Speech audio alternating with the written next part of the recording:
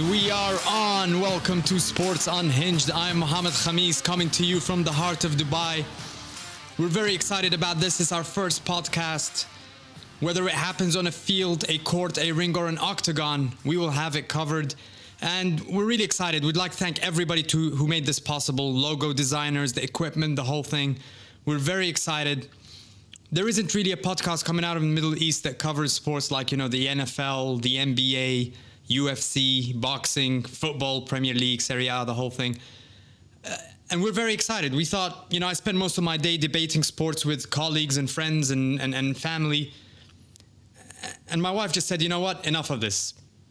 You need to find someone else to talk to. You need to find a place where you can just sit there and talk sports because I'm not interested. I don't care anymore. My wife is an English teacher. She doesn't care. So talk to a few friends and we've put this together. Hopefully in future podcasts, we'll be bringing on a lot of guests. A lot to talk about today. We're going to be talking about the Floyd Mayweather Conor McGregor fight, the biggest sporting event of the year. Some people are saying it's of the decade. I have a different opinion on that. We'll talk about that. We'll talk a little bit about the NBA. What a crazy off-season we've had. I mean, it's July, and people are talking about the NBA like the playoffs are happening. It's absolutely insane. So we're going to be talking about that a little bit. The NFL season is coming up as well. Not sure if we'll have time to cover the Premier League. It's starting next week, and I think in August 11th, is it? So there's a lot to talk about. But let's start with this. Floyd Mayweather versus Conor McGregor. August 26th. Pay-per-view, Showtime. $100 for the pay-per-view. And I was one of those people. I'm a huge boxing fan. I'm a huge MMA fan. And I was one of these people that was like, this is a joke. I mean, this is ridiculous. What's going on? But you know what? I give up. I'm in. There's a million reasons why this shouldn't even be considered a fight. But, we've seen the build-up. We've seen the press conferences. Everybody's excited. And none of this seems to matter anymore. And I'm one of these people. I've given up. Just take my money. Take my $100. Because I was thinking about this the other day. And we live in a world where already nothing makes sense anymore. I mean, look at this. Donald Trump is the president of the United States. That's insane. Brexit is happening. I was sitting with my wife watching a TV show a few days ago, and one of the characters on the show kept misusing the word literally. Oh my God, it's so funny. I literally died. Or my head literally exploded. It was crazy. I turned to my wife and I'm like, this must be the most misused word in the English dictionary. And my wife, who's an English teacher, turned to me and said, oh, haven't you heard? They've added a definition to the word literally in the dictionary that means figuratively. I couldn't believe it. And let me read to you one of the definitions that's been added to the word literally in the dictionary. Quote, used for emphasis while not being literally true, unquote. The point that I'm making is we live in a world that doesn't make sense anymore. It's crazy. So going with that theme, I'm about to drop $100 on something that's basically a SummerSlam, a Cirque du Soleil, an Evel Knievel stunt. Reality is finished, people. The loonies have taken control. So I'm just going to take some medication and sedate myself and accept that a UFC fighter is going to fight one of the greatest boxers of all time, and that people out there truly believe that Conor McGregor has a chance of winning. This is so ridiculous in my head. The fight might as well have an undercard that features Lil Wayne versus the imaginary shark that swam against Michael Phelps a few days ago. I'd like to see Peyton Manning fight global warming. Justin Bieber, Put him up against a polar bear. I'll actually pay for that. But you know what the difference would be between those fights and the fight that we're actually going to get?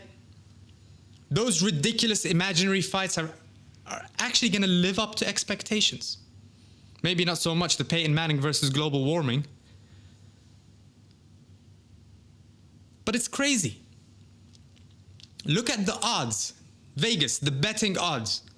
When Vegas put out the first odds for this fight back in November, when the rumors were swirling around, you had to bet $22.50 on Floyd Mayweather to make a single dollar. For every dollar you wanted to make, you had to bet $22.50. You know what's that gone to now? $6. Conor McGregor is 4-1. You'll make $4 for every dollar that you bet on Conor McGregor. Came down from 9.5. It's ridiculous. The reason why it came down is because that means that people are actually betting on Conor McGregor. I can't fathom this whole thing. Conor McGregor doesn't stand a chance.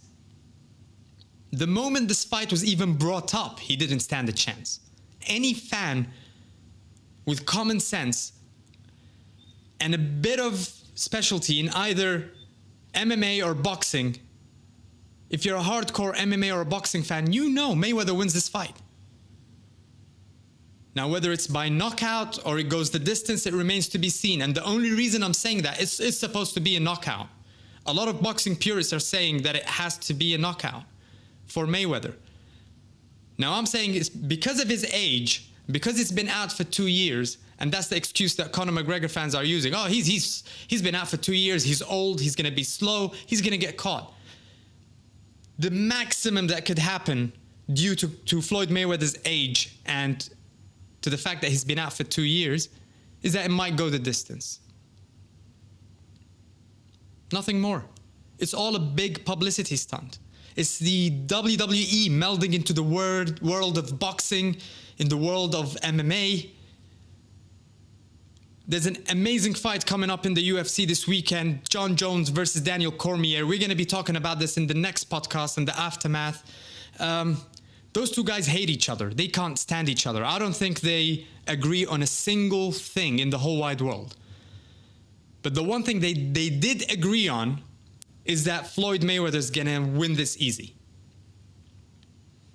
Well, I'm tuning in, but like I said, I'm not tuning into a boxing fight. I'm tuning into a circus. Pure entertainment. And the entertainment will be in the walk-ins to the ring, the music. Maybe Conor is going to dance, put his hand behind his back, kind of make this a bit exciting. That's what I'm watching. But if you think you're getting a competitive boxing fight, you will be majorly disappointed. Let me spell it out. This fight will suck. And I'm not saying that out of the blue. It's from experience. We've seen this. We've seen this with Floyd Mayweather. The Pacquiao fight sucked. The Marquez. Victor Ortiz, he sucker punched him. That made it a bit exciting. But the Cotto fight, Guerrero is an attacking fighter. He made him look absolutely ordinary. Canelo, same thing. And he ended the last fight with Berto, which was ridiculous. Probably the two most exciting fights that I've seen of Floyd Mayweather's was the Maidana fights, because he got tagged a couple of times. Sugar Shane Mosley, who tagged him in the second round, and Floyd's legs kind of buckled. But what happened after that? Floyd went back to the basics, deployed his endless defensive skills, and made the fight look completely ordinary. That's what he does. He hits without getting hit. Now, don't mistake me for a second to be a Mayweather fan. I'm not. I'm actually a Mayweather hater. There are two types of boxing fans that tune into Floyd Mayweather fights. Those who are huge fans of his, and those who pay the money just for the possibility of seeing Floyd Mayweather getting knocked out. I'm one of those people. But guess what? Fight after fight after fight, I was wrong. And at the end, I had to admit to myself, I'm looking at greatness here. Floyd Mayweather might not be the best person. He went to jail for putting his hands on a woman. He flaunts his wealth in a ridiculous way. But if we're talking about Floyd Mayweather in a pure boxing perspective, he's one of the all-time greats. Definitely in the conversation for the greatest defensive boxer, at least. Now, when it comes to Conor McGregor, I'm actually one of his biggest fans when it comes to the MMA, to the UFC. I flew from Dubai to Vegas to watch him fight Nate Diaz the second time in UFC 202. And it was a magical experience. If you haven't been in a Conor McGregor live fight in the UFC, put that on your bucket list before this guy retires. Because it is absolutely incredible. The Irish fans, the atmosphere. This guy can make people get so excited in a way that I haven't seen before. But in this case, in a boxing fight, I'm sorry, Conor, you're not going to win. And the build up to this, with all of the trash talking and the disrespectful exchanges that they've had, it kind of scares me of what the repercussions for that would be for combat sports. I don't want younger fighters to think that by just trash talking and being disrespectful, that's the formula for making money. I don't want fans to be lured towards contests, that are based on hype and based on theatrics rather than an actual intriguing fight. And that's the problem with combat sports these days. It's people are gravitating more towards the disrespectful trash talking, the attention seeking fighters over the actually talented, worthwhile competitors. We've seen this with Demetrius Johnson, probably pound for pound the best UFC fighter there is. But he's struggling to get a payday because he's not good at promoting the fights. It seems to be the winning formula that Conor McGregor has employed. And in the UFC, it's fine. I'm okay with it because he's been able to back up the trash talk. But in this case, in boxing, Conor McGregor is just simply a trash-talking, attention-seeking fighter who's going to lose, and he's going to lose terribly. A lot of the boxing purists are actually saying that if Floyd Mayweather does not knock out Conor McGregor, this will be the death of boxing. It will be the nail in the coffin. And that the sport will lose all credibility. Now, I'm not as extreme as those people that are demanding a knockout and nothing else. But I agree. I mean, this fight better be completely dominated by Floyd Mayweather. It better be a complete annihilation of Conor McGregor. Otherwise, the sport of boxing loses from this fight. And, when it comes, we saw a lot in the build-up. Floyd Mayweather was talking about this, who's the A side, who's the B side. Follow the money.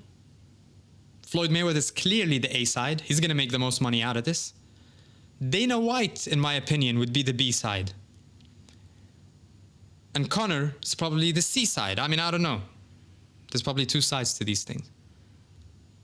Anyways, that's our take on the Floyd Mayweather-Conor McGregor fight.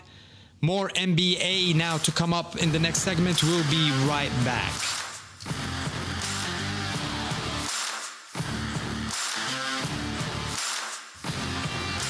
Welcome back. It's great having you with us here. You're listening to Sports Unhinged.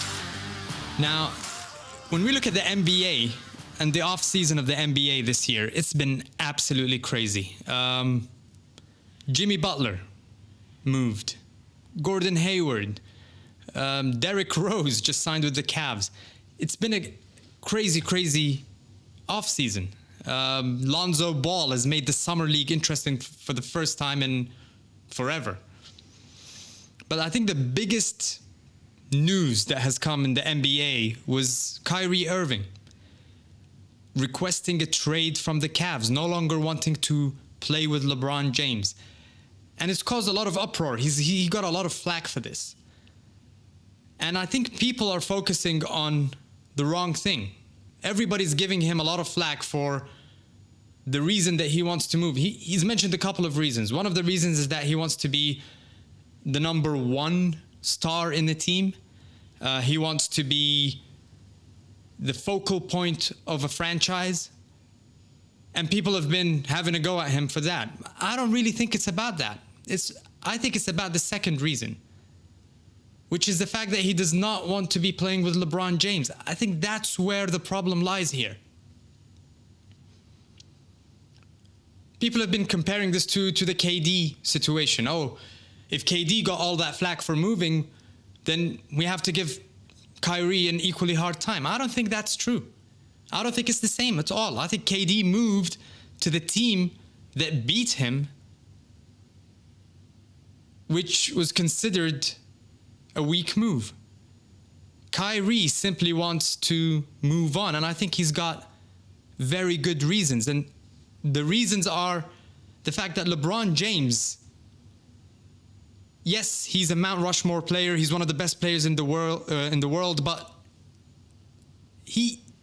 there's issues here. There are issues that have been brewing for a long time. Let's look at the end of last season when the Cavs lost in 5 games. Maybe Kyrie really took it to heart when LeBron didn't care much that they lost. He was on Instagram or Twitter the next day and he's dancing around. He didn't seem like he cared. When you see superstars lose in the finals, you can see the disappointment. You can see the disappointment in their faces. They fall to their knees. Sometimes they cry. There's a lot of emotions that they go through. Larry Bird, Magic Johnson, they enjoyed knowing that the other guy is crying in the locker room. A lot of emotions go through losing a final. But LeBron James had that attitude, I did my part. We didn't lose because of me. He kind of directly or indirectly mentioned that in his press conference. He's like, oh, no, I feel like I did my part. I was pretty happy. I averaged a triple-double for the first time in finals history. But don't blame me for the loss. Blame them. And as great as LeBron is, you can't deny the fact that if you're Kyrie, that would tick me off. That would tick you off. Kyrie's still growing his legacy. He's still growing his brand. Granted, LeBron James has taken him from a player that couldn't even sniff the playoffs and made it a guarantee that he reaches the final every year. And Kyrie has really upped his game, partly thanks to LeBron James. But losing in 5 games does not look good for Kyrie. Kyrie has that Mamba mentality. The person he respects the most in the world other than his father is Kobe Bryant. He takes a lot of advice from him. After the finals loss, people weren't blaming LeBron. Guess who they were blaming? They were blaming Kyrie, they were blaming Kevin Love, and the rest of the supporting cast of LeBron James. Which is another reason why he wants to leave. You want a simpler reason? Is that LeBron James is leaving after next season. He knows that. It's been swirling around. He doesn't want to be in Cleveland anymore. I have friends who know nothing about basketball and don't follow the NBA, and they're telling me, oh, we've heard that LeBron James wants to move to the LA Lakers. Where there's smoke, there's fire. LeBron James is definitely thinking of moving ahead and moving on, probably to the LA Lakers, probably to another team. Let's also look at LeBron James's behavior during the season. He's very passive-aggressive with his social media posts, with his cryptic posts. And people like to pretend like he's not. It started with the whole tweet to Kevin Love, the fit out, not fit in, not fit out. I can't even remember. But that was one of the cryptic messages that he posts about his team. He has said that his team sucks so many times indirectly. And the cold part about this whole thing is that that's the team that he built. LeBron James is the general manager of the Cleveland Cavaliers. David Griffin had absolutely minimal powers when it came to deciding who comes in and who leaves the Cleveland Cavaliers. LeBron James has that level of control over a franchise. When he refuses to commit long-term to a team, it means two things. You're not able to attract talent, and the existing players and superstars cannot be loyal to you. How can you be loyal to LeBron James considering the fact that he's already left two teams and he always signs 1 to 2 year deals? He even left his best friend in Miami. So what do you think he would do to Kyrie? Once LeBron feels that his team can't win, I'm sorry, he never toughs it out. He leaves for the next big thing. It's obvious, and a lot of LeBron fans, like the hardcore fans, swear that that's not the case. But mark my words, LeBron James is gone from Cleveland after next year. This is his last season in Cleveland. And Kyrie kind of had a preemptive shot here. Kyrie knew that once LeBron leaves, he'll be left with an overpaid team, in addition to the team not being built for him.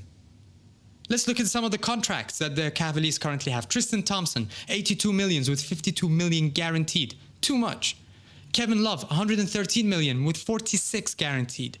J.R. Smith, $57 with $32 guaranteed. Iman Shumpert has a $40 million deal with $10 million guaranteed. Who made sure all these players get paid? LeBron James. Now, if you're Dan Gilbert, it's the price you pay for having LeBron. It's a good trade-off. I mean, you won a title. There's a price you should be okay to pay because LeBron is the best.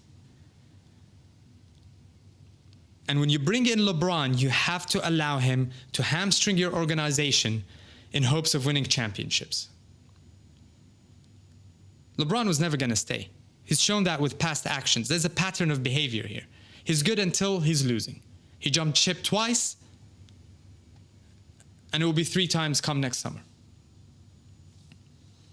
Kobe Altman, who's replaced David Griffin as the general manager, is now left with a no-win situation. Derrick Rose has just signed for the Cleveland Cavaliers. But I don't think this helps with the Kyrie situation at all. I don't think it affects it. Derrick Rose is not a reliable player. I'm surprised he didn't get injured signing the contract. He didn't break a couple of fingers. Do you know who's the most excited people in Cleveland for Derrick Rose's arrival? It's the Cleveland Clinic. They have a guaranteed regular patient.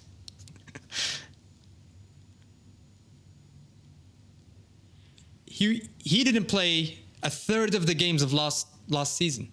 He was there for only 64 games. He averaged 18 points a game.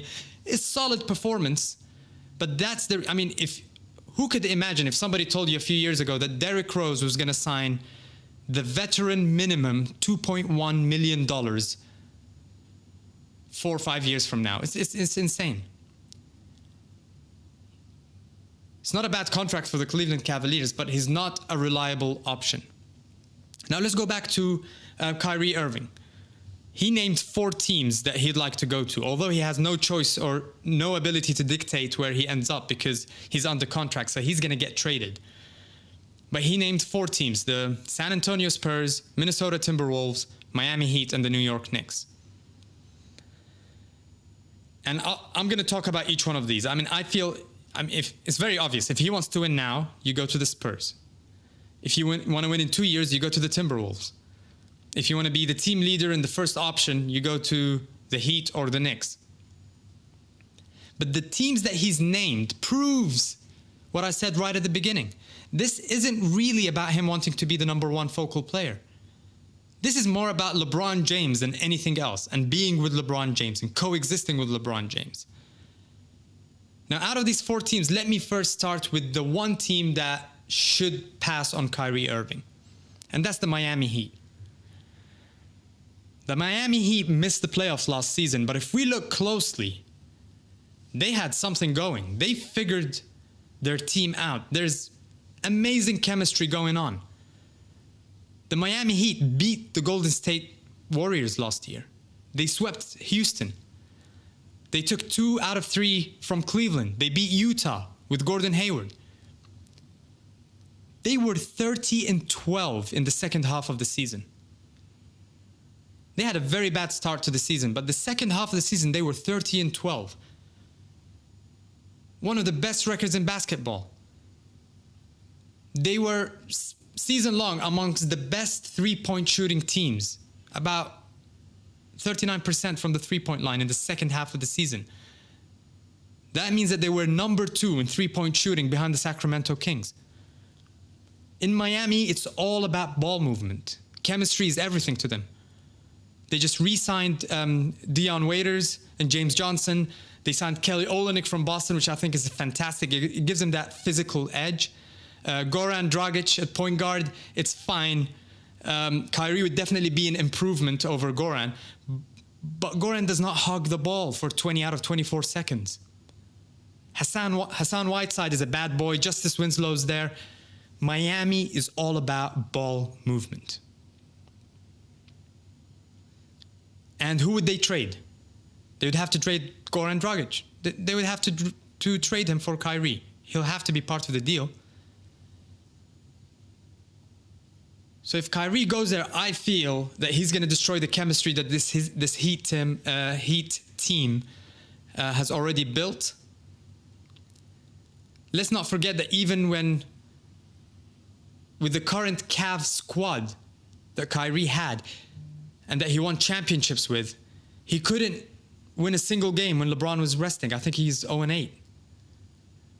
And I like Kyrie a lot. I think he's one of the best ball handlers, if not the best in the league. But the Miami have an overload of quality point guards right now. And putting another one will just kind of upset the equilibrium that Spoelstra has been building. 30-12 at the second half of last season. They actually ended up with a 41-41 record, which is same as Chicago, but they ended up missing the playoffs based on a tiebreaker of some sort. Now let's look at the second team, the Knicks. If you don't want to win, but you want to become the focal point, then Kyrie to the Knicks would make a whole lot of sense. The Knicks would definitely trade Melo, maybe a first rounder for Kyrie, and he'll have Kristaps Porzingis to facilitate with. It was just about him being the focal point. Then he should go to the Knicks. I wouldn't see him going to Minnesota if he wanted to be the focal point, because Jimmy Butler and Karl Anthony Towns are the focal points of that organization. If he goes to the Spurs, there's no focal point in the Spurs. He would have to take not just a backseat to Kawhi Leonard, just like he did to LeBron, but he'd have to check his ego out at the door. So the Knicks should actually go ahead and get him. It's up to the Knicks front office to make this happen. The Knicks, I don't know, work a deal. Include Melo, maybe Frank Nikita, or a pick or two for Kyrie. Something that would make sense. But you know what? We've seen the Knicks. When has their front office ever done something right? Minnesota. He'd be a perfect fit with the Minnesota Timberwolves. It would instantly turn them into a contender, but the only problem is they're in the West. They have Jimmy Butler, Karl Anthony Towns, and Kyrie. They would go bananas in the league. It would be a super team instantly. Again, he won't be the focal point because that's Karl Anthony Towns' team. And they already have 3 ball-dominant players. They've got Jeff Teague, they've got Butler, they've got Karl Anthony Towns, they've got Wiggins. There simply wouldn't be enough basketball to go around And there'll be a chemistry issue at the beginning, but I think, you know what? Get the teams together, figure out the chemistry later, it will come. And that's why I'm not saying that they'll win immediately. You want to win now, you go to the Spurs. You want to win a bit later, 2 to 3 years, go to the Minnesota Timberwolves. The problem is the only way that this would work for Minnesota is that they would have to give up Wiggins. They would have to send him back to the Cavs. And guess what? A big three of Irving, Butler, and Karl Anthony Towns, they'll be set for the next 8 to 10 years. Making it work as part of a deal, that's the hard part. Like I said, if he wants to win now, you go to the Spurs. The Spurs could trade Mills. They could put in Danny Green in the deal, a pick or two. But I don't think that the Spurs have enough value that they can offer the Cavs for this to happen. Mills, Danny Green, a pick or two, I think the Cavs would be stupid to take it. The Spurs have no pieces they could trade for Kyrie. And I don't think the Cavs will take LaMarcus Aldridge. Plus, it's Kawhi's team. And Popovich will make you play defense. So would Tom Thibodeau in Minnesota, for sure. Plus, you'll have to check your ego out of the door. I mean, I can't remember the name of the series, a cartoon series about the NBA. And they've likened the San Antonio Spurs to the Night Walkers, White Walkers from Game of Thrones. They're cold. There's no personality. They check their ego at the door. So why would Kyrie name the Spurs as a team that he wants to go to if he wants to be the focal point? That's not going to happen. Have you seen what happens when you play for Popovich? Now, we've seen a lot of other trade rumors go around. There's an interesting one in Phoenix. Phoenix has the ammo. It has a team that makes sense for Kyrie. They can trade Bledsoe and someone else as part of the deal. There was talks of a 3-team deal where that could work. They also have Devin Booker, who's a bad boy, teaming. I mean, if Kyrie teams up with him, that would be insane. With Josh Jackson in the picture. Didn't Josh Jackson just get injured? I'm not sure. I think I read something earlier today that, was it Josh Jackson or somebody else that tore an ACL? Anyways, Devin Booker and Kyrie, that's an amazing team. And it will make them a contender in a few years. Or was it Brandon Knight that tore his ACL? I'm not sure. So yeah, that's the situation. It's crazy what's happening in the NBA. We should be talking about the NFL. We should be talking about the beginning of the season. And that's what we're going to move on to the next segment now with the NFL. But yeah, it's just insane that we're still talking NBA so late after the finals have ended. You're listening to Sports Unhinged. Thanks for being with us. The next segment that I want to talk about here is the NFL. And, you know, we're going to be talking about the Dallas Cowboys today. Now, I personally feel that the Cowboys are talked about way too much. Too much for a team that hasn't won a championship since '95. They've had, 2 playoff wins in the last, 15, 20 years. They've made it to the playoff 8 times in the last 20 years. Got kicked out from the first round or the first game in the majority of those playoff appearances. But the reason that I want to talk about them today is because there's a story that just pissed me off. I don't have to talk about the Dallas Cowboys for ratings. This is our own little project here. We don't care about ratings. Hopefully we care about the fact that you're enjoying the podcast. But if you want to hear about the Cowboys day in, day out, just go listen to Stephen A. Smith or Skip Bayless. They're obsessed with the Cowboys. I'm not going to be talking so much about the Cowboys, but today I feel that I need to talk about this because this story has really pissed me off. The team is undisciplined. We've known that. They've had a track record of arrests in their team. Jason Garrett, in my opinion, is the biggest joke of an NFL coach there is. He's no more than a puppet for Jerry Jones. He's told whose back he should have and whose he shouldn't by Jerry Jones. If Jerry Jones bans him from breathing in oxygen, I think Jason Garrett will stop breathing. Now, for those who don't know the story, there's a story that broke sometime last week about Lucky Whitehead, who's a fifth-string wide receiver. He's only got 9 receptions in his career, 64 yards, not great with the ball. He's had 4 fumbles.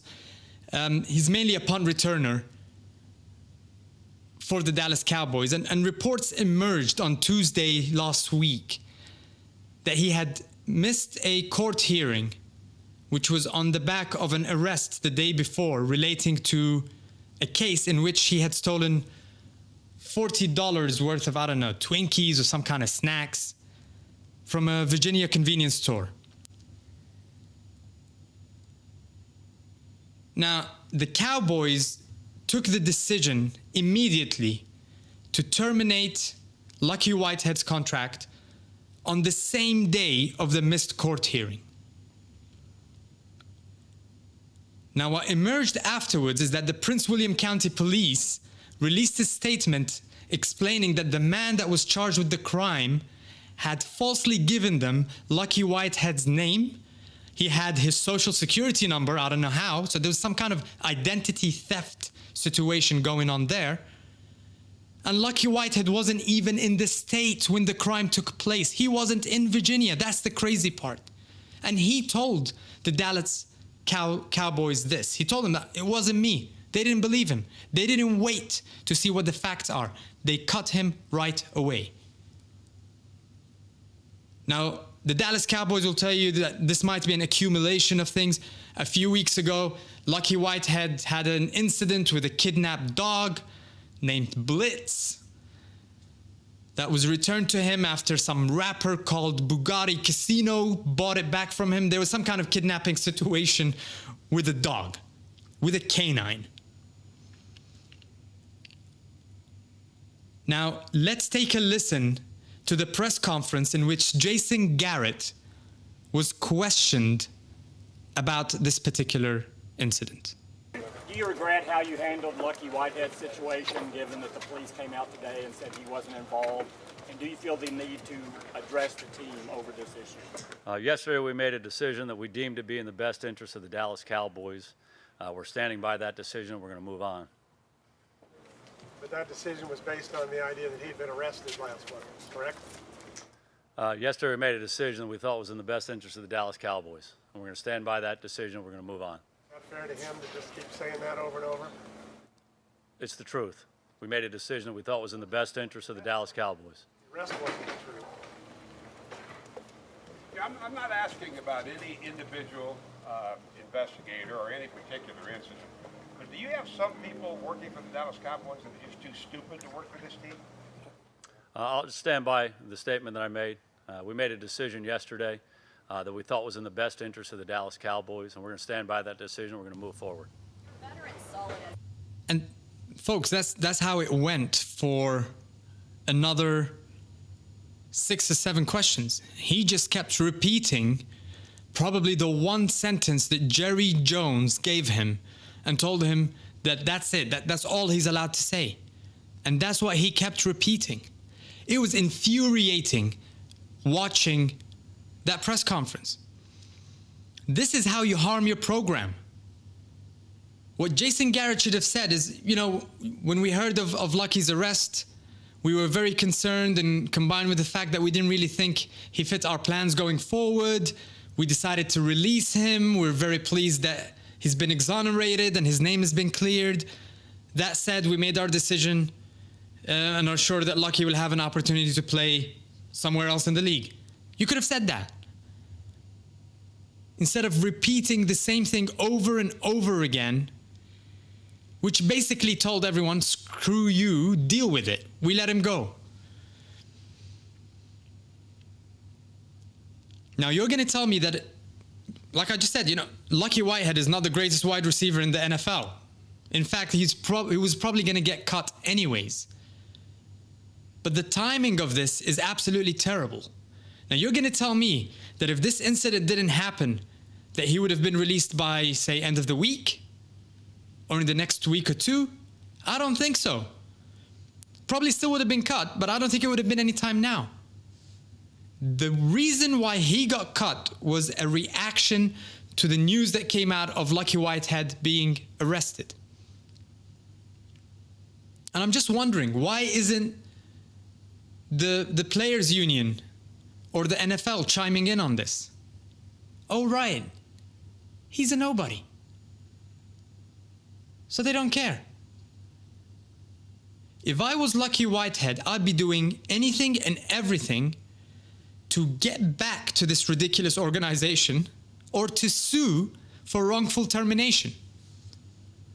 He told them he wasn't even in the state when the robbery happened. I mean, the guy told them it wasn't him. And then to claim publicly that, oh, well, we were thinking of cutting him anyways. Unbelievable. This made me angry. This team, this organization, starting from the top all the way down, in my opinion, are a bunch of lying, classless, pathetic, arrogant, worthless people. They're worthless pawns of Jerry Jones. I mean, this is the guy that you choose to make an example out of? Lucky Whitehead? This organization, with all the arrests, the accusations about drugs and domestic violence and all of other crimes over the past 30 years. But they still call themselves America's team? They are drafting and keeping players with criminal history year after year, and yet they publicly humiliate this poor guy who did nothing wrong. He literally did nothing wrong. And I'm using the word literally in its place right now. They didn't have the human decency, though, to give him the benefit of the doubt for 24 hours. And they can't even admit that they made a mistake. So they're just going to lie and say, oh, we were going to let go of him anyways. You know what? Maybe I am wrong. Maybe this is America's team. They lie, they fire people. It's Donald Trump's team, though. It's Donald Trump's America. Let's not even look at the track record of the Dallas Cowboys for the last 30 years. Let's go back to this year alone. Damian Wilson hitting a woman, backing up and hitting a woman with his truck, and then threatening the man that was with her with a deadly weapon. I don't know if it was a hammer or a rifle. Their cornerback, Nolan Carroll, driving under the influence. Jordan Lewis, the Cowboys' third-round draft pick, he was found not guilty for domestic violence, but still a distraction. David Irving, suspended for the first 4 weeks of the season for PED. Randy Gregory, suspended indefinitely again. If you want to go back to the year before, they signed Greg Hardy, who everybody knew committed an assault on his girlfriend. All of this, and we haven't talked about the biggest picture here, which is Ezekiel Elliott, with a list of his own. Des Bryant, years ago, was accused of punching his own mother. How many other Cowboys were in the news lately? So many. It's always negative. And you have the gall to say that this guy's history is troubling, Lucky Whitehead, that he's not as good as the others, and that's why you let him go? But if you're, that's the thing. Either just say that we made a mistake and we let him go and we wish him all the best, but don't pretend like you're trying to make an example out of him and all of a sudden you're hard on crime, if you're Jerry Jones. And the funny thing about this is that Jerry Jones says the Patriots are role models to the Cowboys for how they handled the Tom Brady suspension. If I recall, the Patriots promptly shipped out Chandler Jones after the drug incident.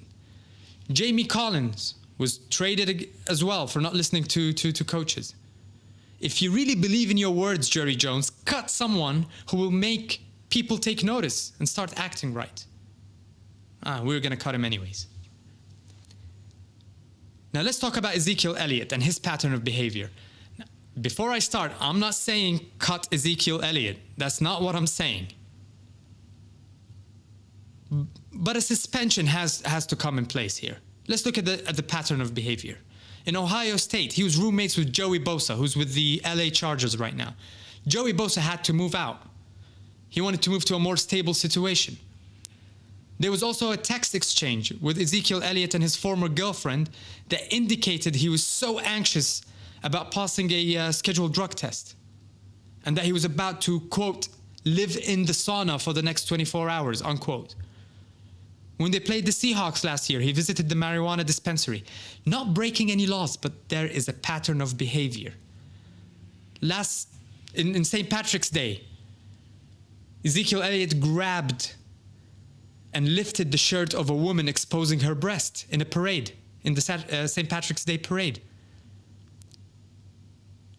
And the latest story that came out last week is that he was involved in an altercation that left a man with a broken nose in an uptown bar 6 days before they were leaving to Oxnard in California for the training camp. Now, the Dallas Cowboys suspended the investigation because there was a lack of complaint and an inability to contact the victims. That means one thing: someone paid them off. It was either Jerry Jones or Ezekiel Elliott. Someone paid for silence. Now, if you don't suspend Ezekiel Elliott now, you'll end up cutting him later.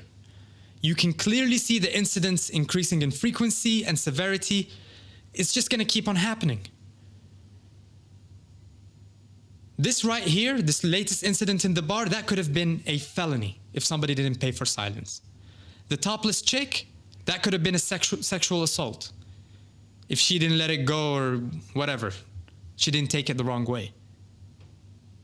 He's only escaping serious consequences by the skin of his teeth, and it's only his first year. And you know how the NFL is, you know how we are. We're all visual people. What if a tape is leaked right now of Ezekiel Elliott punching this poor guy in the nose? Even if no charges are filed. Ray Rice only got 2 games of suspension for pretty much knocking out his girlfriend in the lift. And then when the video came out, his life was ruined, not just his career. His life was ruined. What would happen to Ezekiel Elliott if a tape is leaked right now? Not a whole lot of off-season positives are there for the Cowboys. This team has little discipline and even less accountability, and it comes from the top. Jerry Jones should make a statement and get rid of some of these clowns that play for the Cowboys and suspend Ezekiel Elliott. People are saying, for what? There's enough there to give him a suspension, to teach him a lesson. It's for his own good. It's for the organization's own good. This guy wrecked the league last year, and you need him to do the same. But if his off-field distractions keep happening, that's what you're going to end up with, a player that you're going to have to cut at some point. But he won't. I think the Cowboy fans, they had better enjoyed last year, because something tells me that this year is not going to be as good. In fact, I feel that the Cowboys would be lucky if they reach the playoffs. This has been awesome. I've really enjoyed this. It's supposed to be a 45-minute podcast, or did I say 40 minutes? But who cares? Who's counting? I hope you guys enjoyed this. It's been great. We'll see you next week. UFC, an amazing card coming up in the UFC this weekend. John Jones and Daniel Cormier, we're definitely going to be talking about this. I hope you've really enjoyed this podcast. I certainly enjoyed making this podcast, and hopefully we'll see you next week. You've been listening to Sports Unhinged. I'm Mohammed Khamis. Goodbye for now.